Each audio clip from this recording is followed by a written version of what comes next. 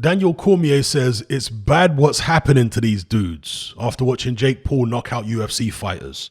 You know, I've been having some conversations lately in one of my Discord servers about UFC and boxing because there's this narrative that I've been hearing over the past few years that boxing is a dying sport and that UFC has already taken over and that before long boxing will be completely obsolete and nobody will be watching it at all. I have never bought that narrative. And if you actually check it deeply, if you look at the stats, the facts and the figures, you realize that that narrative isn't even close to being true. So let me give you some figures here. There are approximately 1,000 MMA fighters in the world. Yeah, approximately. Professional MMA fighters. And about 650 to 700 of them are UFC fighters. They're on UFC's books. Compare that with professional boxers. How many? If there's 1,000 MMA fighters across all the different MMA companies, yeah? How many boxers do you think, how many professional boxers do you think there is in the world if there's 1,000 MMA fighters? I'll give you a second to think. All right, now I'll tell you. There's 20,000, at least 20,000 professional boxers in the world. So there is 20 times as many boxers as there is MMA fighters. And if you just count in UFC fighters, it's even more than 20 times. There are more boxing shows than there are MMA shows in the world. And when people talk about, oh yeah, but UFC's got more 50-50s. No, it doesn't. UFC is one promotional organization, one MMA house or stable. Yeah. They don't have more 50-50s than the entirety of boxing with all these 20,000 boxers. No, they don't. It's just that they have the convenience of having a lot of 50-50s within one promotional organization, whereas boxing is scattered all over the world with lots of different promoters and lots of different networks and all this kind of thing. Yeah? It isn't just a one-stop shop, convenient place to watch 50-50 fights. Yeah? But again, you're comparing apples and oranges. Boxing is an entire sport. UFC is just one company, one stable. You see it? And even though they dominate that market, it's still just one stable. And also consider this.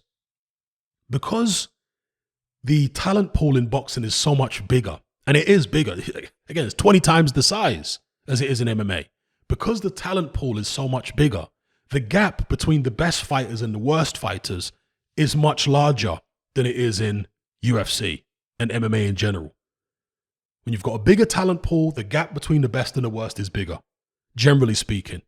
And on top of that, because there are so many boxers, it's just not viable to put the entire sport under one promotional company. Certainly not at this stage. Because there are too many networks, there are too many fighters over too many different countries, too many managers and, as I say, TV stations. It's too big. In the embryonic stages of, if boxing was a new sport, yeah, like UFC was in the early 1990s when they started, you may have been able to take boxing at that point and turn it into what UFC is now if it didn't grow too big, right? But boxing is too big to be under a UFC type model. If UFC or MMA, let me say that, if MMA ever gets to the stage where there are 20,000 fighters, you are seriously going to struggle to keep it all under one promotional house. You're going to seriously struggle. There are going to be all types of other people that pop up and want to actually compete with UFC and take fighters away from them and all this kind of thing. That will inevitably happen if you get as many MMA fighters as there are boxers. And at that stage, you're going to have the same political issues that people seem to get upset with boxing about. You know, they say, oh, this promoter won't let his fighter fight this other fighter, you know? Like the Al Heyman guys are not fighting the Eddie Hearn guys, for example. Well, again, if MMA gets as big as boxing and you've got 20,000 plus MMA fighters, same thing's going to happen. You're going to get competition emerging for the UFC, not Bellator, but legitimate competition. All right. And then you're going to have a situation where the UFC guys don't want to fight these guys over here, or Dana White or whoever's in charge of UFC at the time may not want his cash cow to fight the cash cow of another organization or a would-be cash cow of another organization. So again, a lot of the perceived issues that boxing has are because of the size of the sport. It's so much bigger than MMA. And UFC have done a fantastic job, by the way, in, using smoke and mirrors to make people think that UFC and MMA is somehow as big as boxing. It's not. And if you want to talk again about numbers, I mean, how much did Francis Ngannou, the heavyweight champion of the world, get paid for his last fight? Do any of you guys know? What numbers did the pay-per-view do for his last fight? And you compare that to what the heavyweight champions in boxing are making and the numbers they're doing. And historically, it's not even close. Floyd Mayweather has made, over 200 million for a couple fights? There's no MMA fighter in history that's even come close to making that amount of money for an MMA fight.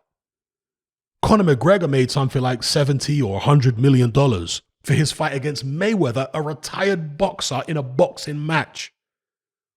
I have to imagine that McGregor made more money in that boxing match against the retired Floyd Mayweather than he made in his entire UFC career combined, and then some, probably. Okay? So you can't talk to me about boxing is dead and it's a dying sport and it's finished and UFC is taken over. Look, I like MMA. I like UFC. But I'm just looking at the actual facts and figures and the stats here. Yeah? And some people tend to be solely focused on the American market when they make this assessment about boxing versus UFC. Sure, in America, boxing has declined over the years and UFC has risen, but boxing is just one market. There are lots of... Boxing is a global sport, folks. That's why there's 20,000 boxers, professional boxers, right? It's a global sport. It's not just the American market. You got boxing in Russia, you got boxing in the UK, you got boxing in South America, Mexico, boxing all over the place, boxing in the Philippines. It's a global sport. And certain markets are always going to favor particular sports, irrespective of what happens in the rest of the world. So, for example, in Thailand, their most popular combat sport is what? Muay Thai. Despite the fact that boxing has been more popular globally for decades than Muay Thai is still more popular in Thailand. Back in the days, kickboxing in France was massively popular, despite the fact it wasn't as popular in the rest of the world. And the same goes for America with regards to other sports. So, football, or soccer, as the Americans call it, has been the biggest team sport in the world for how many decades? And despite trying to penetrate the American market, they've been unsuccessful. Football and again, I'm talking about soccer here for my American viewers, it just doesn't work in the American market, even though it's wildly successful in most of the rest of the world. But by that same token, there are certain American sports that they've tried to spread throughout the world, and they've been unsuccessful in doing that. Like gridiron, for example. Gridiron's only really successful in America, maybe one or two other markets, but the world hasn't embraced gridiron. You got baseball, basketball. I would say, is basketball the most successful American export? Probably. There's going to be some boffin out there saying, basketball wasn't an American export. It was actually invented in a different country. Well, whatever. You know the point I'm making. Basketball is popular in quite a few places, but it's still nothing like football, is it? Soccer, still nothing like that in terms of popularity globally. So this is always going to be the case even with combat sports. There are going to be certain markets where boxing is more popular than MMA, and it will stay that way for a very long time. There are going to be certain markets that turn where MMA becomes more popular, and there are going to be certain markets that turn the other way. Perhaps MMA is more popular in certain markets now, but in the future, boxing will become more popular. And at the end of the day, MMA and boxing are two different sports. There are certain things that you can get from watching MMA that you can't get from boxing, and vice versa. So the kicking, the grappling, the all-round martial arts, that's why it's called mixed martial arts.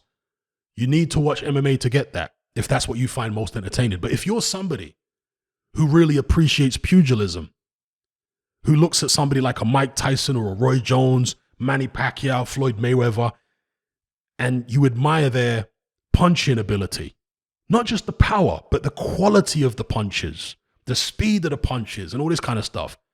The only place to find punching of that level, of that quality, is in boxing. It's unrivaled with regards to punch quality and punch skill. There's no other sport that can match it for that. And so for people like me, who find that particular aspect of hand-to-hand combat the most entertaining aspect, then boxing will always be their go-to. Regardless of any politics or anything like that, boxing will always be their go-to sport. At least for combat sports, right? So all these people who are switching away from boxing and they're watching MMA instead, that's cool. But they obviously don't appreciate the pugilism to the degree that people like me do. That's why I haven't switched over to make UFC, MMA my primary combat sport and turn my back on boxing. Because it can't offer me the things I want, right? In terms of the punch quality. There is nothing like, again, if we're just talking about pure entertainment, there is nothing like watching Mike Tyson as a heavyweight, right? If you're talking about heavyweight entertainment, nothing like watching Mike Tyson. You can't find anything like that in UFC. And obviously you can't find anything like that anywhere else in boxing, but he was a boxer. Boxing produced that. Yeah? Same with Roy Jones. You're not going to find a Roy Jones in MMA. There's nothing like that there. Okay? Because as great as these MMA fighters are, they're all-round martial arts and what have you. They're not specialists in pugilism. I know there are some boxers who have become MMA fighters, and even somebody like Anderson Silva, and he's probably the most competent MMA fighter I've seen in terms of boxing ability, is Anderson Silva. And apparently he started out boxing, like Conor McGregor and what have you. So I'm aware that there are people who started out boxing and then they turned to MMA. Holly Holm was another one, right? But these were never the elite guys at boxing. You see? The elite guys at boxing, there's nowhere in MMA that you can see that level of punching ability. And I'm not just talking about the power, it's the quality of the shots, the speed of the shots, the skill that they use to deliver the shots, because boxers solely focus on throwing punches and defending punches. That's it. They don't have to learn takedowns. They don't have to learn takedown defense. They don't have to learn kneeing, kicking, submissions, chokeholds, nothing. All they have to learn is how to throw punches and defend punches. Yeah, and because of that, boxing is the most specialized sport when it comes to punching. That's where you see the highest quality punching. And again, going back to what I said earlier, there are 20,000 professional boxers. If you count the amateurs, God knows how many boxers there are in the world. Tens of thousands, certainly, right? Is there more amateurs than pros? I don't know, but there's an awful lot of amateurs too. So a huge talent pool. And from that talent pool, and the entirety of that talent pool is exclusively focusing on perfecting the art of pugilism, punching, hitting and not getting hit. For years and years and years. Yeah? With a talent pool much bigger than you have in MMA. So, yeah, for me, boxing will always be my number one sport. I respect MMA. I watch the odd UFC fight here and there. I'm looking forward, actually, to Francis Ngannou versus Cyril Gane. Is it Gane or Gane? I'm not sure how to pronounce it. I'm looking forward to that fight. And by the way, just to emphasize a point I made earlier, Francis Ngannou is talking about not renewing his contract with the UFC because he don't feel like he's being treated fairly. And so when people say that, oh, the youngsters are all gravitating towards UFC rather than boxing, are they? Because I'm telling you that the youngsters who are smart are going to look at the likes of Ngannou and say, hang on, this guy's not getting paid as much as Anthony Joshua. This guy's not getting paid as much as Tyson Fury. Do I really want to be an MMA fighter? There seems to be a lot more money in boxing. Seems to be a lot more money there. For whatever reason, is it because the UFC are ripping the fighters off and not giving him a fair percentage? Or is it because it's just not generating the same amount of money that boxing's generating? Perhaps a mixture of the two. And if you want to talk more numbers, because I'm sure there are going to be loads of people now triggered, right? Talking numbers in the comments. Well, the Mike Tyson Evander Holyfield rematch back in 97, I think it was. For that fight, Holyfield got, I believe it was $33 million for that fight back in 1997. Now, in today's money, I did a calculation yesterday or the day before. And in today's money, that will be something like, I think it's just shy of $60 million in today's money, or 55 million, something like that. It's a lot of money. Is it? Well, it's somewhere between 50 and 60 million. Let me not say 55 million. It's somewhere between 50 and 60 million in today's money. That's the equivalent of what Holyfield was paid for the Tyson rematch 25 years ago, whatever it was, 25 years ago. Yeah. Well, the highest UFC purse in history, as far as I can discover, as far as I've discovered, was Conor McGregor when he fought Khabib. Now, there was a baseline purse that was just a few million, but when they factored in the pay-per-view on top, it was something like $20 million. And that's the highest in UFC history. You've got people that earn more than that, double, triple that in boxing. All right, back in the equivalent of double, triple that in boxing, back in the 90s. Yeah? And even the actual amount, 33 million, what Holyfield got for the Tyson rematch is more, even if you don't adjust it for inflation, than the highest UFC purse ever. And we don't even have to talk about the kind of money that AJ's been earning. He made $60 million, something like that for the Andy Ruiz rematch. Treble the highest UFC purse ever. So where are people going with this thing about, oh, the UFC's taken over and boxing's dead? And no, this is an illusion. This is all smoke and mirrors. UFC's doing great. It's a great promotional company. And I say great promotional company. I'm talking about the kind of fights they put on. You know, great competitive fights.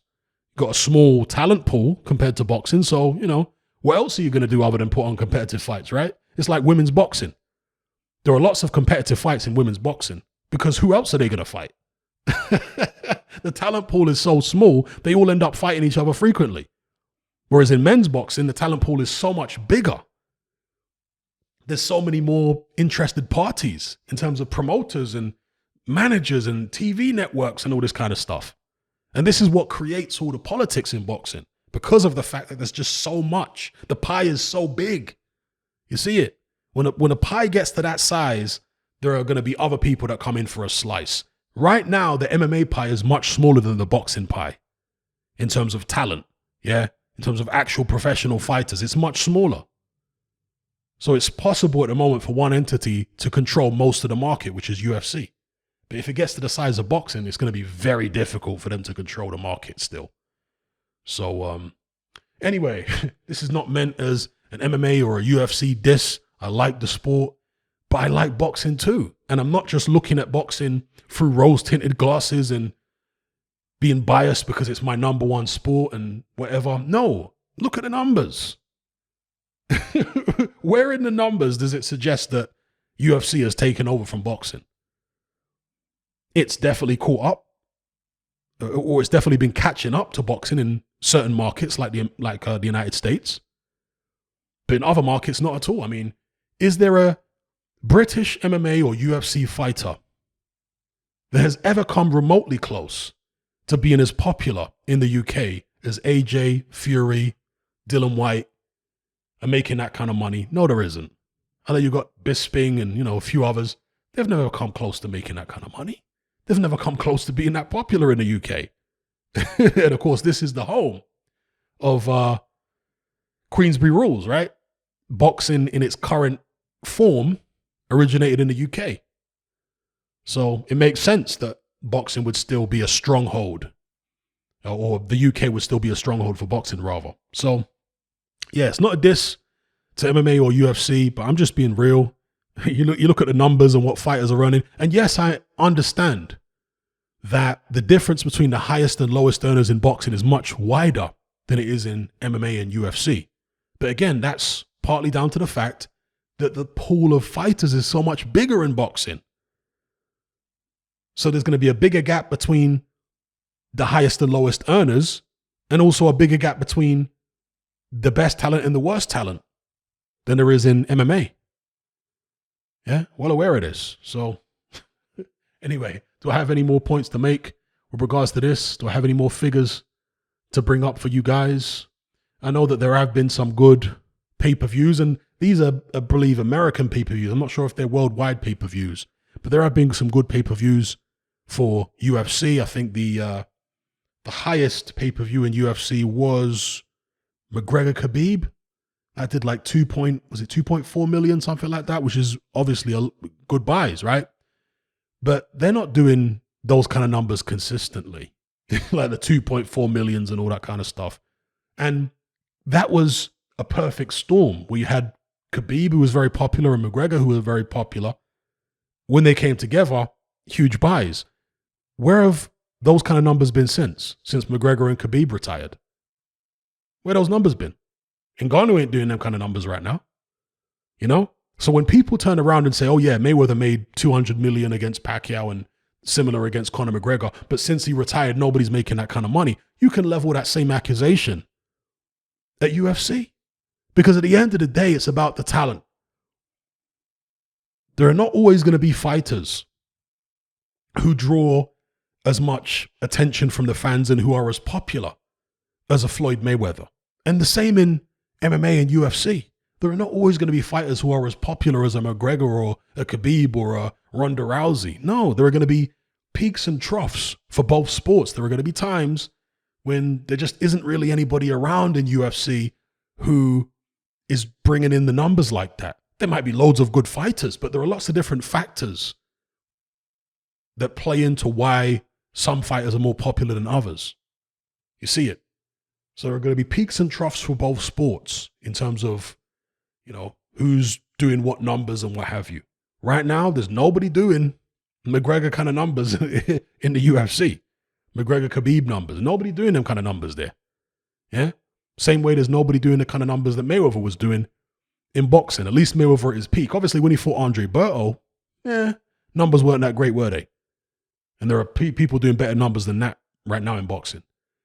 So anyway, I'll leave it there. I'm sure I've provoked the wrath of loads of you know what? I don't tend to get that much stick from UFC fans, people who exclusively watch UFC and MMA, because most of them won't be subbed to my channel anyway. It's mainly these disgruntled boxing fans who get angry with me because they want to be negative about boxing. You know, they don't want to look at it objectively. They don't want to take the rough with the smooth. They don't want to see the glass as half full. They always want to see it as half empty. And because of this, they get angry with me when I come out and I'm not even, am I defending boxing? Yeah, I'm defending boxing, but I'm using facts to defend boxing. I'm not just defending it out of blind loyalty. No, I'm using facts. Yeah, using facts. And long may MMA continue to succeed and grow. I think it's great. I'm not somebody that wants MMA and UFC to die and only boxing to succeed. Not at all. You know, I'm not that kind of person. Great for the fight. But the one thing I will say though, and this is where I'll leave it, is I don't like the way fighters are treated in UFC specifically. I don't like the way they're treated. I think they should get a better percentage than they do get. And I don't like the fact that the company, UFC, is bigger than the fighters themselves in terms of profile. Because Eddie Hearn is not bigger in profile than Anthony Joshua. You see it. And so it goes for most of the superstars in boxing. Canelo Alvarez, right? He is bigger in profile than whoever promotes him. And he's able to move around as a free agent and make the best deal for himself fight by fight now. That's amazing. I love fighters being able to have that type of control over their own careers and over their own destiny. And people in general, you know, not just fighters. I like people to be able to have control over their careers and their own destiny and not be under somebody's yoke. So, yeah, that's one thing I like about boxing. And I've compared it in the past. And again, it's not exactly like for like. So don't get upset when I make this comparison again. Yeah, it's just a metaphor, right? I've compared the boxing model, right, the way boxing is run, to capitalism. Now, obviously, UFC and boxing both exist within a capitalist model in society, but if you take boxing and imagine that it was a government, right? Boxing would be like a capitalist government, or imagine boxing was a society. Boxing would be like a capitalist society where there's no overarching power structure that controls everything, where you've got lots of different people popping up competing for power in the market. You see it. And in a situation like that, it's more volatile for sure, but there's more opportunity for the talent to ascend, and there's not going to be a ceiling. If there is a ceiling, it's going to be much, much higher than it is with something like UFC, which is more akin. Again, if you imagine UFC as a society, that'd be more like a communist society, where you've got this huge, giant government, right, being the UFC corporation itself, and none of the fighters, none of the citizens can actually ascend above a certain level, because then they will come into conflict with the government, right? The UFC, the overarching power. So in that type of society and that type of model, the fighters are limited in terms of earning potential. And they're almost, I don't want to call them slaves, but you do get borderline those kind of vibes from UFC at times. How many fighters have come out over the years in UFC, from Tito Ortiz and Rampage Jackson and now Francis Ngannou, saying that they haven't been treated fairly. Now, of course, boxers come out and say they haven't been treated fairly, but the difference in boxing is there's choice. If you don't like the way Matchroom are treating you, you can go over to Top Rank, or you could go over to Al Heyman, or you could try to promote yourself, or you could sign with Sauerland, or what's this new one now, Pro Bellum. There's options. You see it. It's not all locked down and controlled by one entity. Now, MMA isn't all locked down and completely controlled by one entity, but UFC control the majority of the market. So it's not quite a monopoly, but it's not far off. Yeah? In boxing, there are so many options for you. You couldn't have a Canelo Alvarez in UFC, a fighter doing what he's doing. You couldn't have that. Yeah? And I'm pro fighter. And why am I pro fighter? Well, because I think it's the right thing to be, quite frankly. And also, obviously, I did fight myself, and I never made it, never turned professional, never made it to the heights of a Canelo Alvarez, etc. But as far as I did go in boxing, I've taken the punches.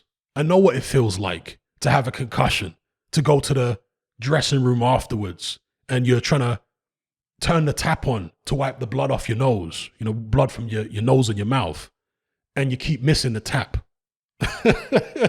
I know how that feels like. I know how it feels the next day, where your jaw is aching so much, you're struggling to even eat your cereals. You got a headache for like 2-3 days.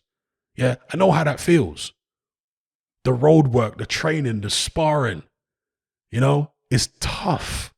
So for the fighters who actually make it to the top, not like the people that don't make it like me, the ones who actually made it to the top, I mean, all kudos to them. This is a dangerous sport. You can get hurt in there. You can get killed in there. So if somebody is taking that type of risk to earn money and provide me with entertainment, then there should be no ceiling in terms of what they can earn, as far as I'm concerned. Yeah? Should be no ceiling. These people are very, very brave and tough, getting in there, doing what they're doing, not just in the ring, but week in, week out, month in, month out, year in, year out in the gym. Yeah? You have a different level of respect for fighters when you actually know a little bit about what they go through. And it's not like I deify them and put them on pedestals and all this kind of stuff. There are plenty of fighters I don't like. And there are plenty, as people, as human beings, plenty of them I don't like. But when I just assess them as fighters, I try to be objective and fair. And so if a guy is, been fighting and training and putting in all this work and risking his life to try and make money and provide us with entertainment, I don't think there should be a ceiling. Do you know what I mean? Fair is fair. That's the thing I like about boxing, is that no matter where you come from, what you believe in, or any of that kind of stuff, you have the opportunity. If you have the talent and you manage right, you have the opportunity to make crazy amounts of money. And I like that. You know, I just like the degree of upward mobility that boxing gives people. You know, it's incredible. People can go from the most abject poverty to being nearly billionaires. I mean, isn't Floyd Mayweather nearly a billionaire now? He's not far off, is he? And he came from a very poor background, and now he's up there making billions. I mean, it's amazing. I love stuff like that. And I don't even really like Mayweather as a person, but I just like the fact that somebody's able to do that in boxing, you know? So anyway, and again, yeah, you can do that in UFC to a degree, but not to the extent you can do it in boxing. Yeah? Boxing is like sky's the limit. So anyway, I'm going to leave it there. Catch you guys on the next one.